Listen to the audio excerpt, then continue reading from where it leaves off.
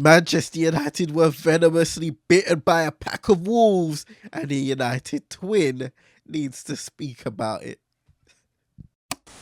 Hey, ready up. Good or bad, it's a must. Preparations keep pre-match leave a fuss. When the whistle blows, stipulations in the field like a wrestling match. Target, lock them up. Progress on the opposite, believe in divine time. 3H is my time. Load them up with a pinpoint aim. Just 2-man step for boots in the field is prime time. We are fit anyway, specialist ballers. Touch every 4-4 corners. Open clear set piece with delivering trauma. It's like a TV drama, cover every genre. Hurrah sure for the next team. You say they're hot on Marga, left and right. 2 C's up top for the win. Us twins leave dust on the CB's armor. Blessings to everybody inside, including Cappy, who's currently on a little holiday, so we'll be without him for a game or two. Wolverhampton Wanderers 2, Manchester United 0. Look, I'm under the weather. Many short nights of sleep leading up to Christmas, and I'm very determined to enjoy this winter break without this team's kamikaze-like tendencies affecting such ambitions. I'm ill. Can't smell out of one, maybe 2 nostrils at times, all types of foolishness are going on. Now I've got to speak on another toothless performance by Manchester United in more ways than one.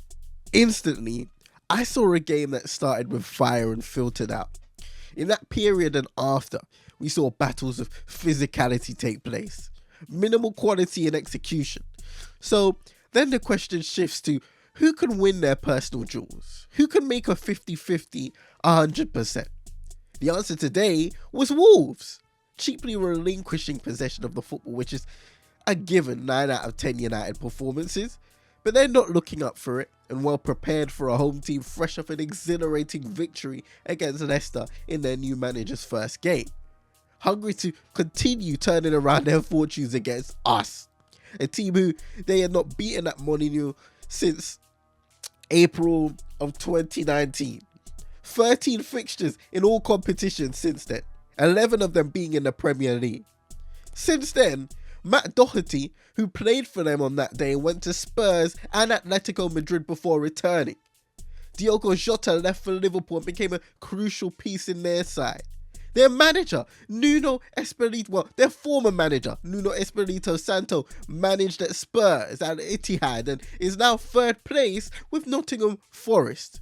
Little segue, but these last few seasons, there's always been a surprise side or two testing the capabilities of the so-called Big Six, really forcing their way into Europe. I really find that interesting. But back to the main point, however, because despite being a decent side stylistically, Wolves have struggled severely to get points on the board, and today they've made it 2 wins from 2 for Vitor Pereira and were the better side.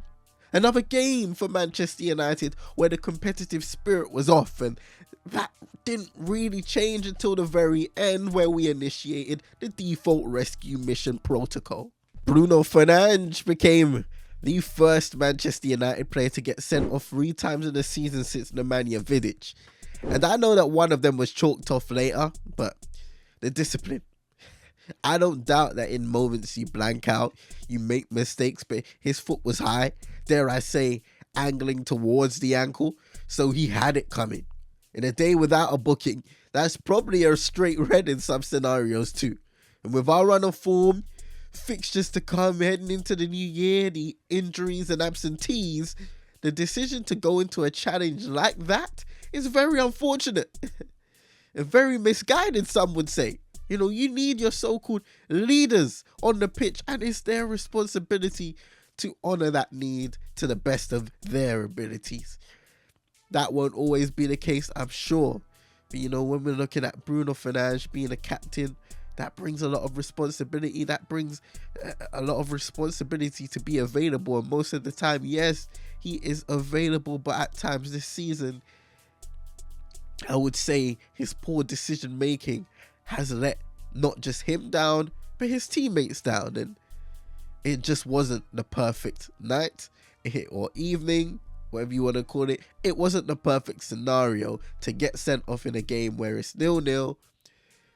Wolves at times were giving it to us. They had their moments where they sparked to life, and that's when you started to worry, because every time they got forward, they threatened. They showed us that something was coming. A storm was on the way. And unfortunately, we didn't hear it. We didn't see it. We didn't predict it. We had to firm it. The fact of the matter is that right now, this club doesn't possess exceptional leadership. The younger players that come into the side don't have model mentors to use as templates of professionalism.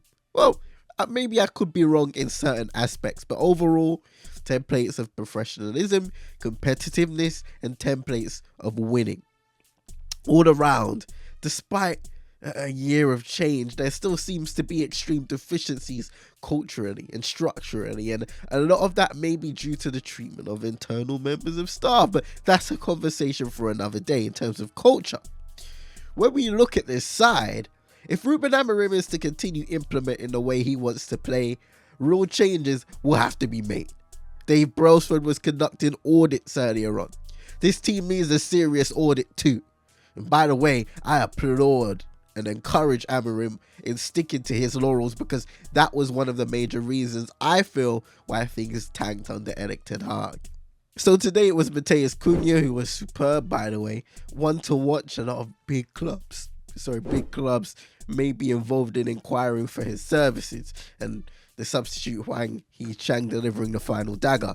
You could say that Cunha's goal directly from a corner, what is that about, by the way? Second one conceded in a matter of games, was controversial because Andre Onana was blocked from backpedaling by Santiago Bueno. I thought at the time it was a foul, and it will be interesting to hear what you all think on that goal too. Overall, regardless of how we conceded the goals, the focus shall remain on the performance of those fielded. Simply put, those performances haven't been good enough, but eye-openers are much more beneficial than papered cracks, because at least from the first option, you live and you learn. That comes into play, while with the latter, you're essentially stuck in a cycle until the crack becomes untenable.